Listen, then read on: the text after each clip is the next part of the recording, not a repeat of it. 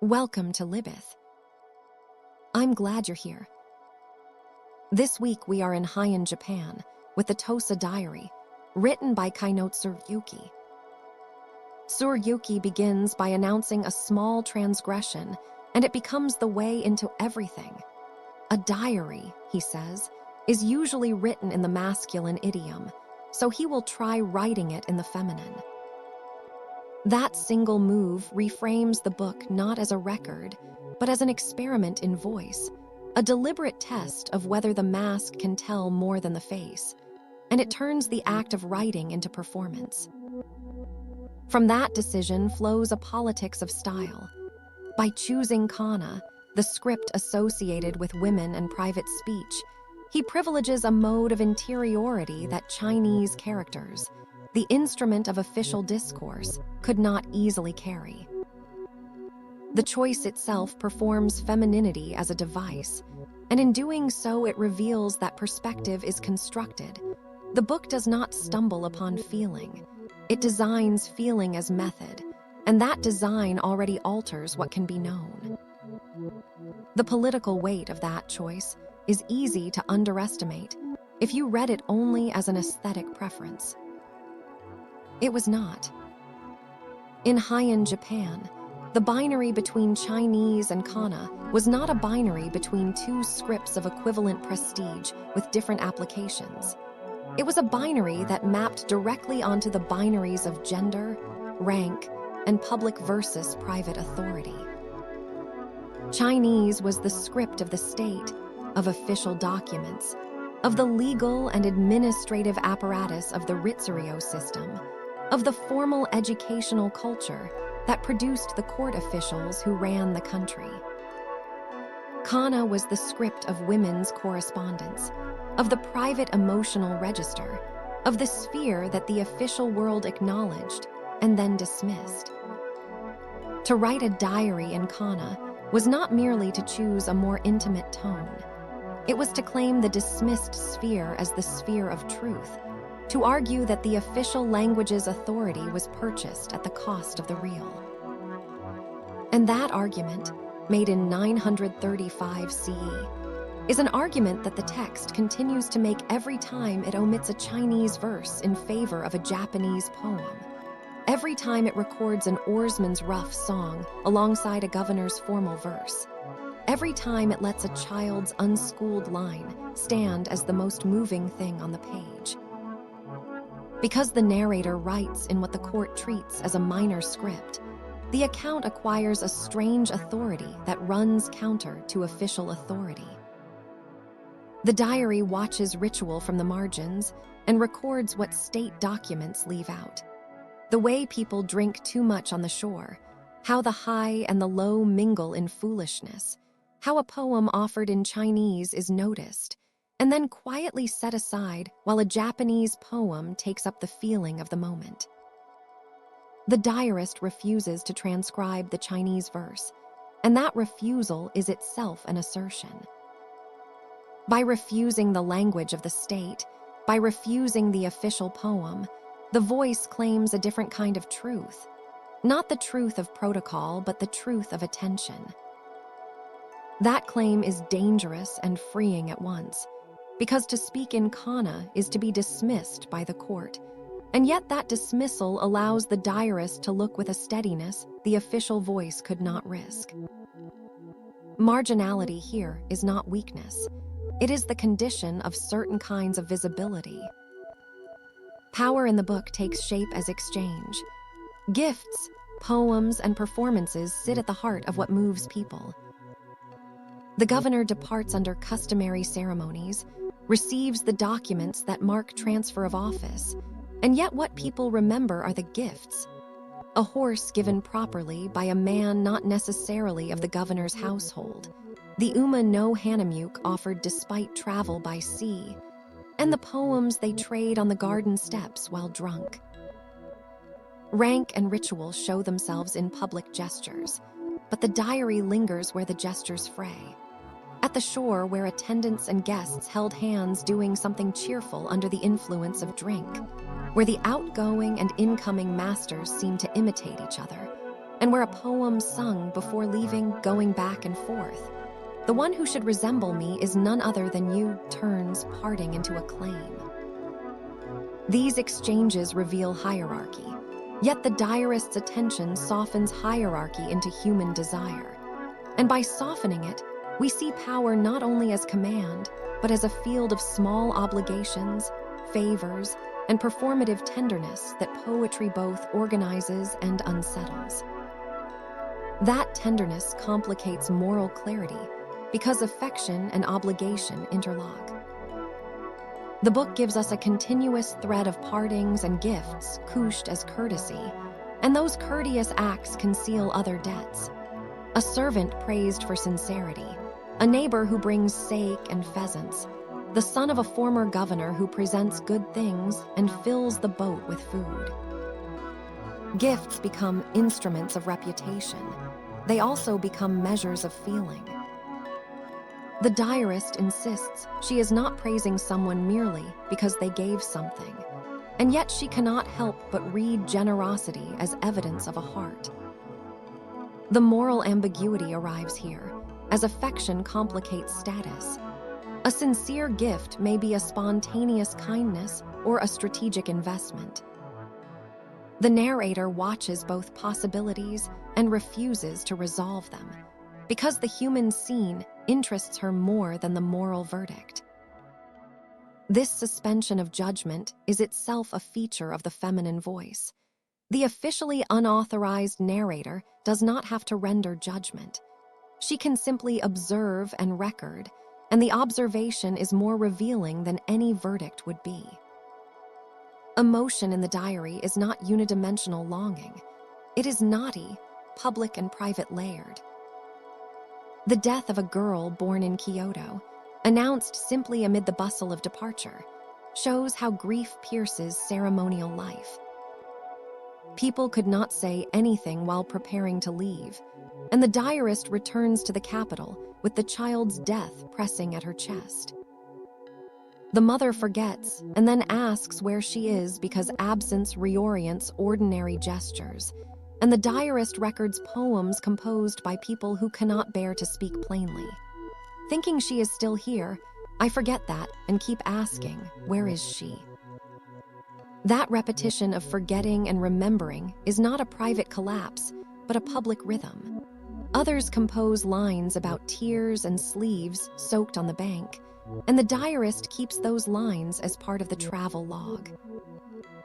Emotion becomes communal performance, registered by song, complaint, and the little mechanical acts of hospitality that do not stop even when mourning is present. The diary does not distinguish between feeling and the performance of feeling. It shows that in this world, they are the same thing. The voice that can say these things does so because it is constructed to do so. The feminine idiom permits an interiority that the masculine public record would flatten. Children improvise songs and elders answer with formal verses, but the diarist preserves both with equal attention. She writes about the child's song, "Still, the direction of my home draws my gaze. I think my father and mother are there. Go home," and does not convert it into courtly allegory. She leaves it in its raw sadness as evidence of feeling. This is a political move.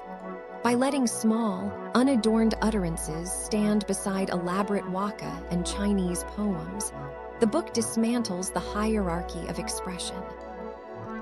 The official voice valorizes learned, public verse. The private voice validates spontaneous speech. As a consequence, the diary reveals how perspective is always chosen, that to see the court is already an act of selection, and Tsurayuki makes that choice explicit long before anyone gave a name to such an idea. That explicitness lets the text play with reliability. The narrator repeatedly gestures toward modesty. I wrote down a little about the matter, and yet in that modesty she orchestrates what the reader will see. The diary performs an unreliable narrator before the term existed. Because the reader knows the voice is a constructed feminine persona, suspicion follows every intimate description, and that suspicion becomes a tool rather than a barrier. We learn to listen for the filters, grief, gender performance, poetic convention, and in listening, we become more alert to the structures that make truth possible. The diary's antiphony between confession and performance teaches us that a claim to authenticity depends on the instrument you choose to play. And choosing Kana is a deliberate strategy to evoke a certain truth about social life that official records would erase. The unreliability is the honesty. The mask announces itself as a mask, and in doing so makes the mechanisms of constructed truth visible. Form and experiment go hand in hand.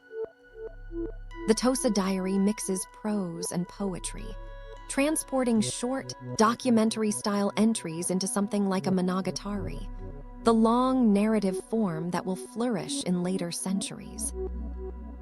It plants waka like punctuation, songs on the shore, a child's poem, a governor's farewell, so that each event is framed not only by description, but by verse that carries social feeling and rhetorical closure.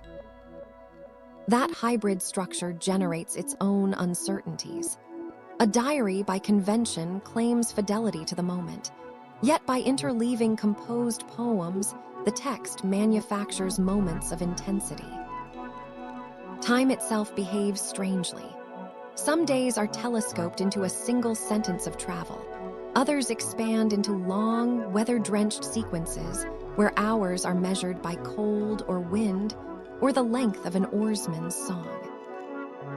The result is a book where external journey and internal sorrow run in parallel, where the sea's unrelenting movement comments on heartbreak without ever translating one into the other.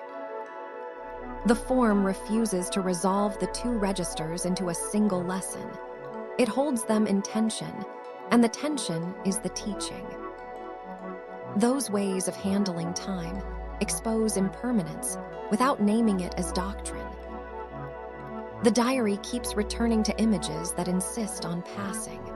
White waves like cloth, pine groves that seem to endure and yet lose branches, the moon that rises from the sea and mirrors a moon seen elsewhere. The unease about loss is not moralizing, but observational. Has 1,000 years passed in the span of 5 or 6 years? The branch on one side has disappeared. The diarist accumulates sights, cranes on pines, waves breaking against rocks, the mirror thrown into the sea.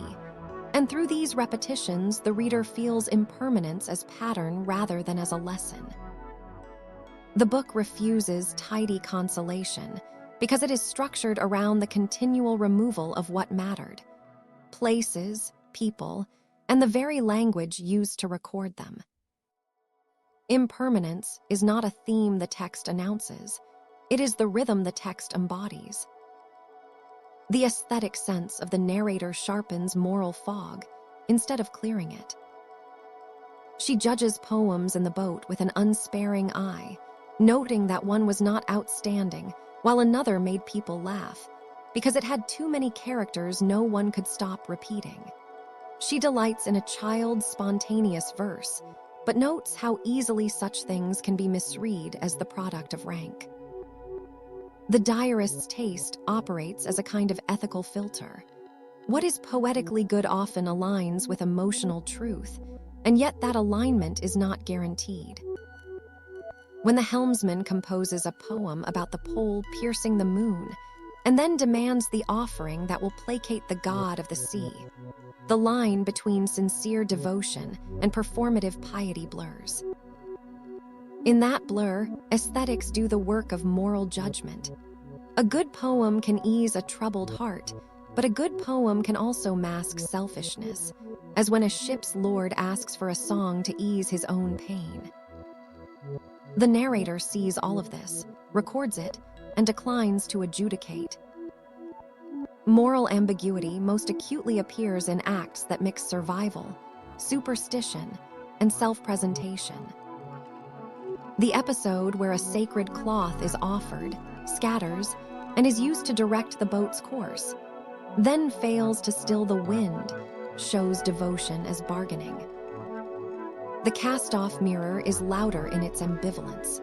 The diarist flings the only mirror she has into the sea at the helmsman's urging, an offering meant to appease the god, and then reports not a miraculous calm, but the helmsman's heart revealed in the reflection.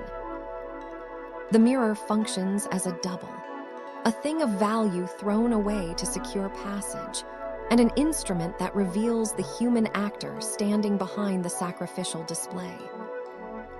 That revelation does not redeem the act morally. It complicates it, because the gift becomes both a confession and a confession's cover.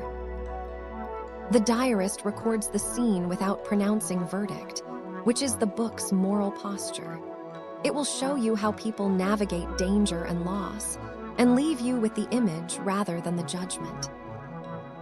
Romantic and social power are never simple in this text. Poems exchanged at parting speak of likeness and longing, and yet the public performance of affection often serves private aims. The governor's farewell songs, the guests holding hands under drink, the specific gifts arranged with careful ceremony. All of these actions look like intimacy, but also function as displays of authority and ties of obligation. The diarist notes that those who came without hesitation are those judged to have sincerity, and she repeats that this is not about praising someone just because they gave you something. That caveat sits beside repeated evidence to the contrary. To be seen off properly is to be confirmed socially, and the performance of feeling consolidates networks of power. Feeling cannot be disentangled from the structural claims it enacts. The diary sees this clearly, records it honestly, and refuses to moralize about it. At the center of all these entanglements sits grief, and its small, repetitive rituals. The diarist returns over and over to the child who died, to the mother's inability to forget, to poems that try and fail to fix absence into language. Song and ceremony attempt to make parting tolerable, but often only multiply the sense of lack. The diarist describes how food is shared, how sweetfish are sucked, how people beat their bellies like drums when a long chest of gifts arrives, and these quotidian images accumulate into the texture of sorrow. The marriage of the everyday with elegy is the diary's dominant move. It refuses to isolate great feeling from mundane acts, and so it reveals that grief is a social force that organizes speech, travel, and even the selection of clothes. Nobody wears fine silk on the ship, for fear of the sea god, so mourning shapes both interior experience and outward behavior. Grief is not a departure from ordinary life. It is the filter through which ordinary life is experienced when the loss is large enough. Tsurayuki, in that sense, reads like an early theorist of identity. He fashions a voice to get at a truth official texts cannot speak, and in doing so, he sketches a practical understanding of something that theory would name much later. Identity is not a stable fact, but a set of practices, a set of languages to choose from.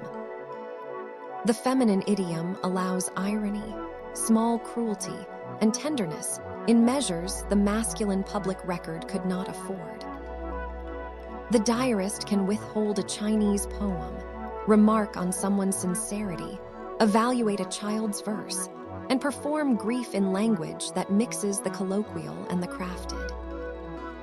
Each of these acts is a choice, and the accumulation makes a case about the gap between record and reality. The official chronicle lists transfers of office and dates, while the diary shows how the same events look when attention is paid to the margins. The margins are not secondary. The diary argues that they are where the primary truth lives. That gap makes the diary politically interesting, because silence in the official archive is often displacement in private memory. The diarist returns to the capital, enters a home that has been left to ruin, finds pines by a sunken pond, and thinks of a daughter who does not return. And in those images, the state's neat transitions collapse into human ruin. She cannot let the house's fate go. She wants to tear this apart, an expression that sounds less like a rhetorical flourish and more like a bodily refusal to accept the social calculus that reduces persons to positions. The diarist's refusal is aesthetic and ethical at once. She insists on naming decay, on recounting small acts of care, on keeping the child's memory in circulation. By doing so, she suggests that the truth worth keeping lives not in proclamations of office, but in the textures of care and loss that official records omit. The book never resolves those tensions into a moral program, because it is structured to observe recurrence rather than to adjudicate. The sea keeps returning, the poems keep being sung, the gifts keep being given, and the same patterns of parting and small consolations repeat until repetition itself becomes the point. The diary shows how people rehearse belonging through ritual, how songs and presents rewrite absence into social fact, and how the feminine voice records the rehearsal with both sympathy and tactical distance. The writer's experiment proves that the mask can tell more than the face, not by offering definitive answers, but by making the mechanisms of feeling visible. Mechanisms that include power, performance, and the constant abrasion of change. So when you sit with the book, what remains is not tidy knowledge, but a set of recurring arrangements. Gift as claim, poem as instrument, mourning as public practice, and voice as crafted strategy. The Tosa Diary refuses closure because it wants us to watch patterns rather than grasp solutions. In that refusal, it provides a kind of clarity. By performing femininity, by choosing Kana, by mixing verse and prose, Tsurayuki makes perspective legible, and through legibility he reveals that nothing here resolves, not the political complexities, not the sentimental ones. Instead, the book exposes the ways people keep moving across harbors, around social obligations, through grief, and leaves us with the rhythm of impermanence as an ongoing meditation rather than a finished teaching. That's all for today on Libyth. If you want to follow the whole journey, subscribe, one new book every week. At least we try.